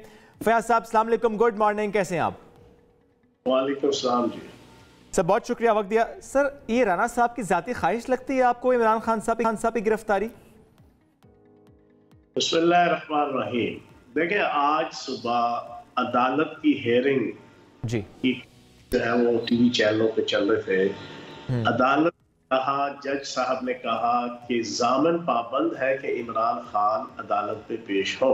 मैंने इस पे अभी 1 घंटा पहले ट्वीट किया, क्या ज़ामन पाबंद है कि नवाज शरीफ भी अदालत में पेश हो? उधर तो ज़ामन पाबंद है, पर इधर ज़ामन वजीर आजम बन गया। इधर उसको अवार्ड दे दिया, उसको रिवॉर्ड दे दिया, उसको सर पे बिठा लिया, उसको माथे पे बिठा लिया, उसको कंधे पे बिठा लिया, उसको पलकों पे सजा लिया। तो मैं हैरान हूं ये पाकिस्तान का ये अदालती सिस्टम कि इमरान खान साहब की हाजिरी के हवाले से अदालतें कितनी एक्टिव हैं, इफेक्टिव हैं, प्रोफिशिएंट हैं, एफिशिएंट हैं, लेकिन वो माँ का लाडला बाहर बैठा है जिसके प्लेटलेट सीधे नहीं हो रहे। 4 हफ्ते का क्या कि गया था, 4 साल गुजर गए हैं। फयाज साहब, आपको लगता है किरदार तो वही है, सिर्फ रोल बदल गया है? आपके दौरे हुकूमत में यहाँ पर केसेस, इनके दौरे हुकूमत में आप पर केसेस, 75 केसेस खान साहब पर।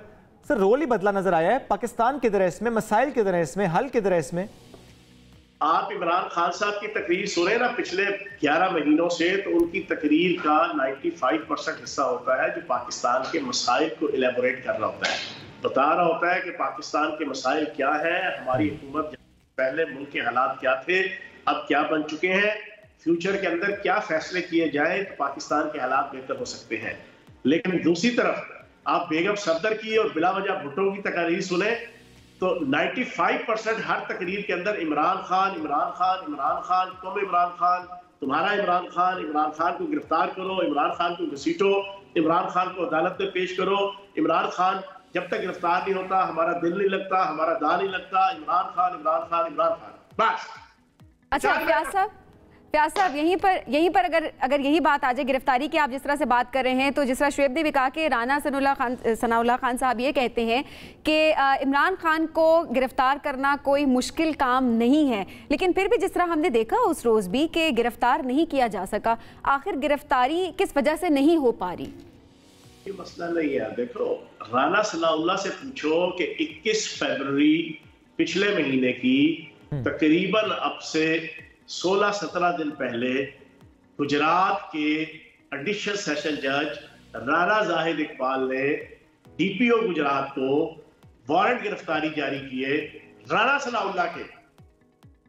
आप 15 दिन से मैं पाकिस्तान की पुलिस से पूछूंगा कि इंस्पेक्टर नरगोली की तरह जना टांगे उठा उठा के सलूट मारने लगे हुए prime minister cherry blossom Shehbaz Sharif को और इस राना सनाउल्लाह को इस इशू के ऊपर क्यों नहीं गिरफ्तारी करते राना सनाउल्लाह की? उसके वारंट गिरफ्तारी जारी हुआ है DPO गुजरात को, उस पर तो कोई एफिशिएंसी नहीं है, उस पर तो कोई एक्टिविटी नहीं है, उस पर तो ये इंस्पेक्टर नरगोली बने हुए हैं ये पुलिस वाले। इमरान खान के ऊपर एक तो बड़ी गंदी है, बड़ी फुर्ती है, बड़ी चालाकी है। चौहान साहब, ये सारी बातें अपनी जगह, लेकिन फिर भी ये सवाल तो बनता है ना कि खान साहब इस्लामाबाद तो आए थे, मुख्तलिफ अदालतों में पेश भी हुए, लेकिन तोशाखाना रेफरेंस में सर पेश नहीं हुए। क्यों? वजह क्या है, क्यों पेश नहीं होते सर? पेश होंगे, लेकिन अभी और बहुत सी चीजें हैं। अच्छा। अभी आज से 2-3 दिन पहले हमें इंकशाफ हुआ, अंदर से रिपोर्ट है, ये सोशल मीडिया का, इलेक्ट्रॉनिक मीडिया का और जदीद दौर है, कोई चीज ढकी छुपी नहीं रहती। ठीक है। दुनिया एफिशिएंट तरीन एजेंसी भी अगर कोई अपने बंद कमरे में बैठ के कोई चीज तय करती है ना, तो कुछ लम्हों, कुछ घंटों, कुछ दिनों, कुछ हफ्तों के बाद वो चीज बाहर आ जाती है। अब हमें ये चीज पता चली है कि इमरान खान साहब के ऊपर दूसरी जो है अटेम्प्ट वो करने की तैयारी हो गई है। अब इस कंटेक्स्ट के अंदर, और दूसरा, खान साहब के डॉक्टर्स ने 2 हफ्ते तक इनको कहा हुआ है कि आप 2 हफ्ते और थोड़ा सा केयर कर ले, आपकी जो टांग का जख्म है। ये बात चूंकि सामने तो आई है, कहा भी क्या है कि इसलिए भी खान साहब नहीं निकलते चूंकि जान को खतरा है। कुछ शवाहिद भी हैं सर आप लोगों के पास, ऐसी इंफॉर्मेशन अगर आप शेयर करना चाहें कि किसने बताया है, क्या बताया है, किससे खतरा है, क्या डिटेल्स है? सोर्स तो कोई भी नहीं बताता, सोर्स मीडिया भी नहीं बताता, सोर्स कोई बंदा भी नहीं बताता कि उसकी खबर का सोर्स क्या है, लेकिन हालात और वाकयात, कराइन और नज़ायर हालात और वाकयात बता देते हैं। पहले भी तो हमला हो गया ना। लेकिन चौहान साहब, लेकिन इस सारे मामलात आपको अदालत के सामने तो रखने पड़ेंगे ना, भले वो कॉन्फिडेंशियलिटी के साथ ही सही, लेकिन जो खतरा है, जो इन्फॉर्मेशन है वो बतानी तो पड़ेगी इदारों को या अदालत को। भाई, मेरे छोटे भाई, मुझे बात पूरी जी मुकम्मल कीजिए सर।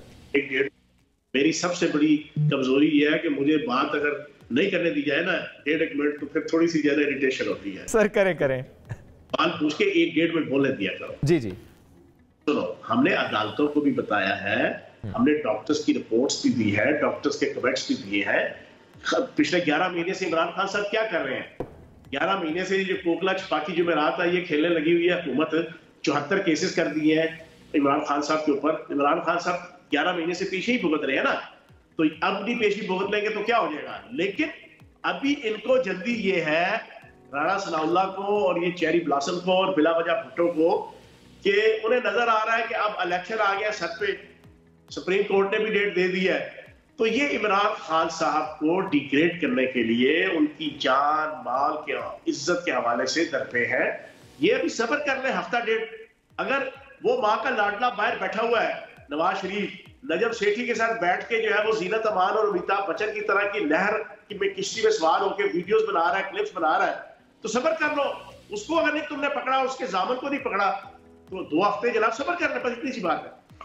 अच्छा फयाज सिर्फ 2 हफ्ते का मामला है। बिल्कुल। अच्छा फयाज साहब, यहीं पर अगर हम जेल भरो तहरीक की बात करें, पीटीआई के हवाले से ये कहा गया कि जेल भरो तहरीक होगी, उसमें तमाम रहनुमा जो हैं, बहुत सारे लोगों ने कमिट भी किया। हमारे शो में भी बहुत सारे रहनुमा, पीटीआई रहनुमा, उन्होंने कहा कि हम यहाँ से इस टाइम, इस वक्त हम गिरफ्तारी देंगे। तो तहरीक जो है वो ख़त्म क्यों हो गई अभी, और इससे क्या पार्टी को कोई फ़ायदा हुआ है, या फिर जिस तरह से अब लोग तनकीद करना शुरू हो गए सोशल मीडिया पे कि इसका कोई फ़ायदा नज़र होता नहीं आया, बल्कि ये एक तरह से फेल हुई है तहरीक, तो इस बारे में आप क्या कहेंगे? पहली चीज तो ये है कि मैंने ऐलान किया था कि मैं रावलपिंडी में पहला बंदा होऊंगा जो गिरफ्तारी देगा। अल्लाह पाक के करम से, नबी पाक के सदके मैं अपनी कमिटमेंट पे कायम रहा, पूरी जुर्रत के साथ, हौसले के साथ, बलवले के साथ, जज्बे के साथ और पूरी डिग्निटी के साथ मैंने गिरफ्तारी दी जो सारे मीडिया ने दिखाई। दूसरी चीज, मैंने अपने 2 दिन पहले सोशल मीडिया, इलेक्ट्रॉनिक मीडिया में ये कहना शुरू कर दिया था और प्रॉपर प्रेस कॉन्फ्रेंस की थी मैंने 1 दिन पहले कि मेरे घर का कोई फर्द, मेरी बीवी, बच्चे, बहन, भाई, आल औलाद टीवी चैनल्स पे आके, इलेक्ट्रॉनिक मीडिया पे, सोशल मीडिया पे, ना अदालतों से ना हुकूमत से मेरी रिहाई की कोई दरख्वास्त जमानत के लिए दायर नहीं करेंगे। अल्लाह पाक की तरफ से उस पर कायम रहा। जब तक इमरान खान और पीटीआई फैसला नहीं करेगी उस वक्त तक मैं बाहर नहीं आऊंगा, ये मेरा ऐलान था। वही हुआ। मेरी फैमिली में से, हालांकि मेरी फैमिली में सुप्रीम कोर्ट का लायर भी मौजूद है, मेरा बेटा लायर है, सब मौजूद है, लेकिन सख्ती से हुक्म दिया हुआ था, खबरदार किसी ने अदालत का रुख किया जब तक इमरान खान और पीटीआई फैसला नहीं करेगी। अच्छा। जनाब, हम के साथ इस जेल भरो तहरीक में अपना किरदार। इसके साथ साथ सर फिर ये भी बता दें कि जब आपको गिरफ्तार किया, रवैया क्या था? फ्राइंग पैन मिला था सर कपड़े प्रेस करने के लिए? सर जी, मैंने तो ट्वीट किया था कि मुझे तो फ्राई पैन नहीं दिया, मैंने तो 8 दिन चुरमुर किए हुए कपड़े पहने, ये तो मैंने अगले दिन ही आके जना कर दिया था। क्या सर आपको क्या दिया गया? तजुर्बा कैसा रहा आपका जेल का? 15 घंटे कैदे तन्हाई, 6 बजे से लेके शाम सुबह 7 बजे तक, एक 6x8 का कमरा, उसी में वॉशरूम सीट लगी हुई है, उसका ना कोई दीवार है ना कोई दरवाजा है, उसी 6x8 के। तो जनाब हमने तो दास से जनाब वहां पे जेल काटी और दहशतगर्दों का डेथ सेल था, उसके अंदर जनाब हम गिरफ्तार थे। हमने जत्ती बराबर भी ना चीखी, ना चड़क की, ना रोए, ना धोए, ना आपा, ना धापी, ना स्यापा। जिस धज से कत्ल को गया वो शान सलामत रहती है। ये जान तो आनी जानी है, इस जान की कोई बात नहीं। ये बाजी इश्क की बाजी है, जो चाहो लगा दो डर कैसा। जब जीत गए तो क्या कहने, हारे भी तो बाजी बात नहीं। हमने इस तरह जनाब जेल बर्दाश्त की है। तो फयाज साहब, आपकी बातों से लग रहा है कि बहुत मुश्किलात थी, आपको कोई प्रोटोकॉल वहाँ पर नहीं दिया गया किसी भी तरह का, और डेफिनेटली तन्हाई और साथ में आपने जिस तरह का मंजर बयान किया तो डेफिनेटली मुश्किल तो जरूर होगी। नहीं तो हम वहाँ पे कोई हैप्पी बर्थडे टू यू तो नहीं बनाने गए थे ना।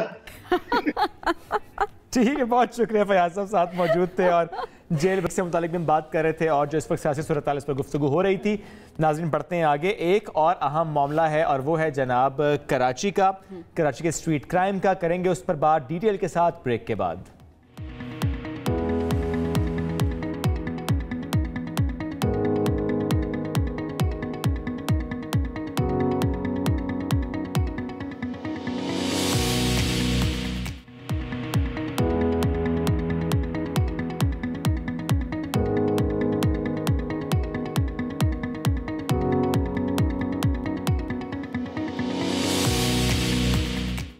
वेलकम बैक जी, सुबह से आगे भी खुश आमदीद। अब जरा बात करेंगे कराची की, और कराची की बात हो रही है आजकल तो जिस तरह सोशल मीडिया पे हमें खबरें नजर आ रही हैं, लोग डिफरेंट वाकयात शेयर कर रहे हैं स्ट्रीट क्राइम से रिलेटेड कि किस तरह से शहरी परेशान हैं, क्या सूरत हाल किस हद तक संगीन होती जा रही है।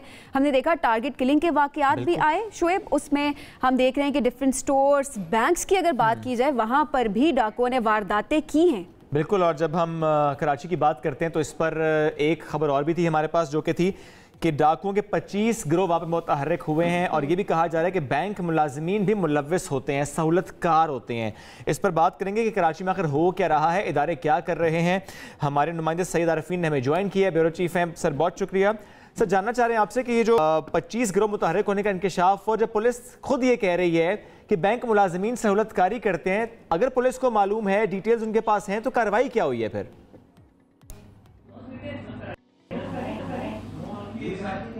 इन लोगों के खिलाफ कार्रवाई हुई। इंकशाफ जो है वो स्पेशल इन्वेस्टिगेशन यूनिट के एसएसपी जुनेद शेख साहब ने किया है, और जो एसआईयू है वो इस सिलसिले में जो बैंक डकैतियाँ होती हैं या रेगुलर स्ट्रीट क्राइम्स होते हैं उनको बिलखुसूस ये जो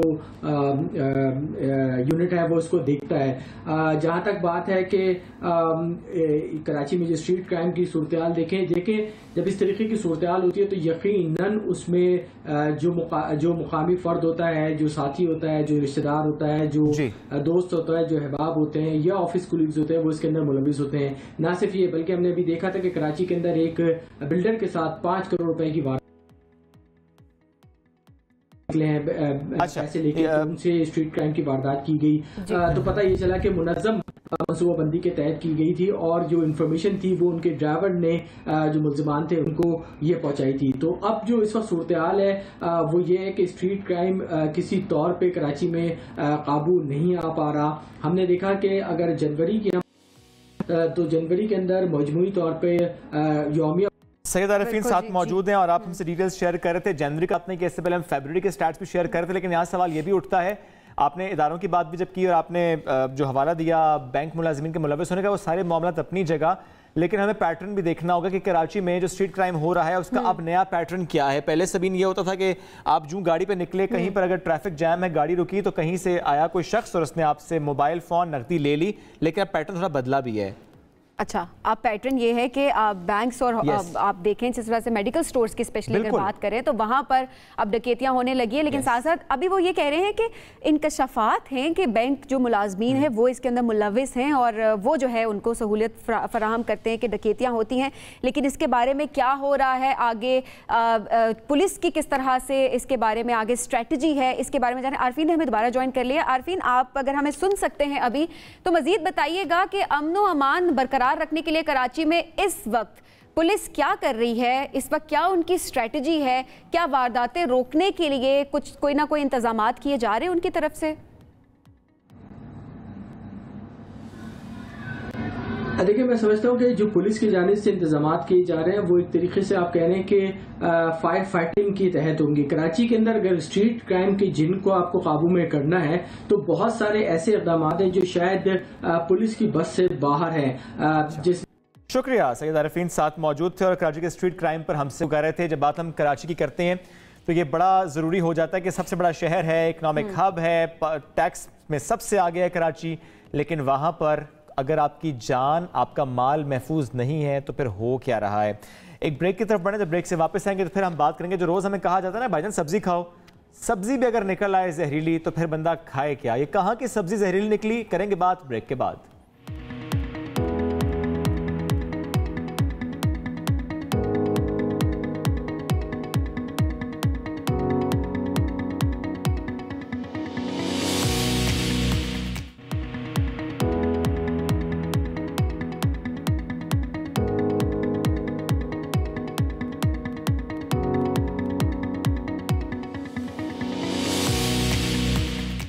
welcome back after the break. ये शलजम, ये गाजर, जो सब्जी आप खाना चाहते हैं, जो भी सब्जी पसंद हो आपको, अगर ये मालूम हो जाए सबीन कि आप जो हेल्दी क्लीन ईटिंग के चक्कर में सब्जी खाने वाले हैं वो सब्जी भी जहरीली है, तो फिर आप क्या करेंगे? फिर आप क्या करें, कहाँ जाएं? आप हवा खाएं मेरे ख्याल में। लेकिन लोग जो कहते हैं ना कि आप डॉक्टर के पास भी जाते हैं तो पहली बात ये करते हैं कि ताज़ा सब्जियां खाएं। इससे मुझे एक छोटी सी बात याद आ गई है। हाँ। लोग कहते हैं कि जब भी डॉक्टर के पास जाएं चावल खा के जाएं, डॉक्टर ने चावल सबसे पहले बंद कराने, लेकिन अब मुझे लगता है डॉक्टर ने सब्जी भी बंद करा देनी है। सब्जी बंद करा दी है इस तहकीक के बाद। ये तहकीक आखिर क्या है श्रेय? पेशावर ज़राई तहकीकी मरकज़ नई तहकीक इन्होंने की है। इंकशाफ ये हुआ है कि पेशावर इंडस्ट्रियल एस्टेट से निकलने वाला आलूदा पानी इलाके की ज़मीनों को सैराब करने में इस्तेमाल होता है, जो कि कैंसर और दीगर कई ख़तरनाक अमराज का बाइस बनता है। इस पानी में अस्पतालों से निकलने वाला फुजला भी शामिल होता है, सेहत के लिए इंतहाई मुज़र है। और बदकिस्मती ये है कि आलूदा पानी से सैराब होने वाला जो भी इलाका है वो सिर्फ पेशावर का मसला नहीं है, और बहुत से इलाके हैं जहाँ पर ऐसे ही पानी से फसलें और सब्जियाँ उगाई जा रही हैं जो कि माहौल को आलूदा भी कर रही हैं और इंसानी सेहत को मुतासिर भी कर रही हैं। इस अहम मसले पर बात करेंगे जिसने रिसर्च की है, हम उनसे बात करते हैं। पेशावर ज़राई तहकीकी मरकज़ की रिसर्च डायरेक्टर हैं फरीदा अंजुम साहिबा, हमें ज्वाइन किया। फरीदा साहिबा बहुत शुक्रिया। जानना चाहते हैं आपसे कि जो रिसर्च आपकी तरफ से की गई है ये मार्केट से सब्जियां लेकर आपने की है या किसी खास इलाके में जाकर जहां गंदा पानी दिया जा रहा था, आलूदा पानी दिया जा रहा था, वहां पर आपने किया? और ये पानी की आलूदगी से क्या मुराद है, इसमें क्या कंटेंट होता है और कौन कौन सी सब्जियां जिस पर तहकीक हुई है? ये असल में हमने तो कोई 6 अजला यहाँ पे हमने उसमें ये मॉनिटरिंग की। हमें पता चला कि यहाँ पे जितने भी इंडस्ट्रियल स्टेट से या इस तरह हॉस्पिटल वेस्ट से या इस तरह से जो वेस्ट वाटर होता है वो इरिगेशन वाटर के साथ मिक्स होके आ रहा है और उन एरिया में जो है सब्जियों को वहाँ से सैराब किया जा रहा है। तो हमने तकरीबन 6 ऐसे अजला, जैसे इसमें पेशावर, मर्दान, चारसदा, डी खान, एबटाबाद और मानसहरा शामिल थे। वहाँ से हमने अपनी मॉनिटरिंग स्टार्ट की। यहाँ पे तकरीबन हमने 14 मुख्तलिफ़ किस्म की जो सब्ज़ी थी उन पे हमने उनके सैम्पल्स हमने इकट्ठे किए। तकरीबन 62 डिफरेंट टाइप ऑफ हमने सैम्पल्स इकट्ठे किए। इन सब्ज़ियों में हमने जो चौड़े पत्ते वाली जो सब्ज़ियाँ जिनको हम कहते हैं जैसे कि पालक है या ये हमने लिए। इसके अलावा जो ज़मीन के अंदर ग्रो करती हैं वो सब्ज़ियाँ भी हमने इसमें दी, जैसे शलजम था या लहसुन वगैरह। तो यहाँ पे एक हमारे जहन में ये बात थी भी और ये फैक्ट था।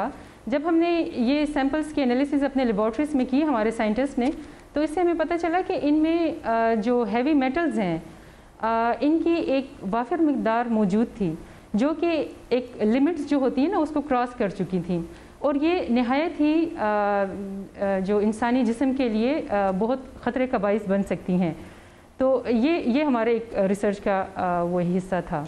बिल्कुल फरीदा साहिबा, ये तो आपने बहुत ही अहम किस्म के इंकशाफात किए हैं कि जिन सब्जियों को हम समझते हैं कि ये हमारी हेल्थ के लिए बहुत अच्छी है, लेकिन इस तरह के पानी से जब ये उगती हैं तो डेफिनेटली हमारे लिए कितनी जहरीली होती है। अच्छा, कितने अरसे में आपने ये रिसर्च कंप्लीट की है और अभी क्या क्या मज़ीद इंकशाफात होना बाकी हैं इसमें? देखिए, ये तो इनिशियल स्टडी थी जिसमें कि हमने जो वाटर सैंपल थे या सॉइल सैंपल थे या इसी तरह से जो क्रॉप सैंपल थे वो हमने एनालिसिस की, क्योंकि एक चैनल होता है, आपको पता है कि पानी जब सैराब करता है तो डेफिनेटली सॉइल में भी उसके असरात रह जाते हैं, उसी तरह से प्लांट तो डेफिनेटली उसमें होता है। मेजर हमारा फिर हम प्लांट की तरफ जाते हैं क्योंकि वो कंज्यूम तो वही पार्ट आपका होता है, लेकिन सॉइल इसलिए इम्पोर्टेंट होता है कि सॉइल में भी ये जो हैवी मेटल्स हैं ना ये रह जाते हैं, एक्युमुलेट होते रहते हैं। फिर आप वहाँ पे अगर दोबारा रीग्रो करेंगे कोई दूसरी वेजिटेबल भी, तो वहाँ पे भी उन सब्जियात में भी ये एक्युमुलेट होना शुरू हो जाते हैं। फिर वहाँ से फिर डेफिनेटली आपकी बॉडी का पार्ट बनते हैं। सही। अच्छा, यहाँ पे हमने जो मैंने आपको कहा ये तो एक स्मॉल स्केल में हमने किया। इसके बाद डेफिनेटली एक फर्दर एक बड़ी स्टडी भी अभी हम कर रहे हैं। इस स्टडी में हमें तकरीबन 3 मंथ्स लगे थे सैम्पल कलेक्शन में और उसके बाद फिर इसके एनालिसिस में, जो कि हमने लेबॉर्ट्री में की थी। लेकिन अभी फर्दर हम इसमें मज़ीद काम कर रहे हैं, लेकिन ये तो एक इमीडिएट हमारा जो कहते हैं ना पायलट स्टडी थी। पायलट स्टडी इसीलिए किया जाता है ताकि आपको पता चल जाए कि आया ये मसला मौजूद है कि नहीं। अब हमें पता चल गया है कि ये मसला मौजूद है। अब हम इसमें मज़ीद एरियाज़ भी इंक्लूड कर रहे हैं। इसके अलावा अब हम इसमें कोशिश कर रहे हैं कि जो ब्लड सैंपल्स हैं ना, जो फार्मर्स के जो इन एरियाज़ में रह चुके हैं, वो भी हम इसमें एनालाइज करें। इसके अलावा जो लाइव स्टॉक हैं उनको भी हम अब इसमें शामिल करेंगे। ये हमारा नेक्स्ट स्टेप है। अच्छा, अभी तो यकीनन इसमें एक तवील रिसर्च बाकी है जिसमें बहुत सारी और चीज़ें भी सामने आ सकती है, खुदा न खास्ता कोई बुरी चीज़ मजीद सामने ना आए। लेकिन इन सब्जियों पर जब आपने रिसर्च की तो ऐसी कौन कौन सी बीमारियां हैं जो सामने आई, जो इन सब्जियों के खाने से इंसान को लग सकती हैं? देखिए, हैवी मेटल्स जो होते हैं ये बायोकम्युलेट होते रहते हैं। आप ये खाते हैं, एक स्मॉल अमाउंट इसकी परमिसिबल लिमिट आपको चाहिए होती है डाइट में, लेकिन ये जब आपके बॉडी में बायोकम्युलेट होते रहते हैं तो ये एक लेवल पे पहुंच जाते हैं जो कि आपकी जो बॉडी है इसमें जो एक नॉर्मल प्रोसेसेस है उसको बहुत ज़्यादा डिस्टर्ब कर सकते हैं।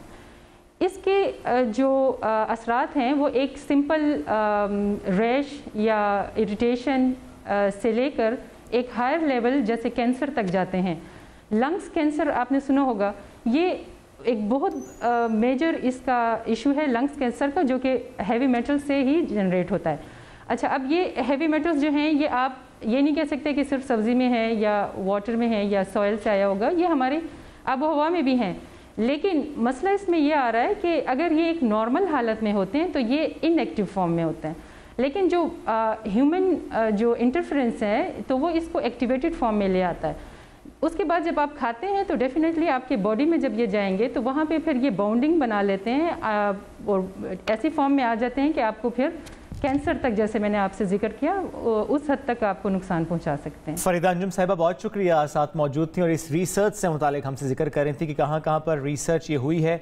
और जब हम रिसर्च की बात करते हैं ज़रा इसके बाद अभी हमें देखना होगा कि अब क्या किया जाए उन इलाकों में जो सब्जियाँ काश्त हो रही हैं। एक तो फौरी तौर पर यह देखना कि वहाँ पर जितना इंडस्ट्रियल वेस्ट है उस पर ट्रीटमेंट प्लांट्स का लगाना, और दूसरी बात यह कि जो सब्जियां भी हम इस्तेमाल करें कोई तो हमें बताए न्यूट्रिशनिस्ट आके या ऐसा कोई हेल्थ एक्सपर्ट के उन सब्जियों को इस्तेमाल करने से पहले क्या किया जाए। कुछ लोग ये भी कहते हैं सबीन के कुछ देर पानी में भिगो कर रखें, थोड़ा सा विनेगर ऐड कर दें तो थोड़ी सी बेहतरी आ जाती है। लेकिन अगेन इसमें भी कुछ कहा नहीं जा सकता कि जिस तरह का ये पानी है, स्पेशली जिस जहरीला पानी एक तरह से इसको कहेंगे हम, तो इस पानी का आगे इसका क्या इलाज है? आखिर सब्जियां खाना छोड़ नहीं सकते, लेकिन मेरे ख्याल में रिसर्च क्योंकि अब हो चुकी है शुएब, तो यकीनन इसके बारे में अवेयरनेस पे भी बात होगी और उसके बाद सोल्यूशंस भी हमारे सामने आना शुरू हो जाएंगे। बिल्कुल। और नाज़रीन, आपने हमसे जुड़े रहना है, अपना फीडबैक देते रहना है, अपने सवाल हमको भेजते रहने हैं। और कोई टैलेंट है, कोई कहानी है, कोई ऐसी बात जो चाहते हैं कि पूरी दुनिया को हम बता सकें, दिस प्लेटफॉर्म इज़ योर्स, हम आपके हैं, बिल्कुल आपके हैं जनाब। दुआ में याद रखिए, फीडबैक ज़रूर दीजिएगा। मुलाकात कल करेंगे। अल्लाह हाफ़िज़।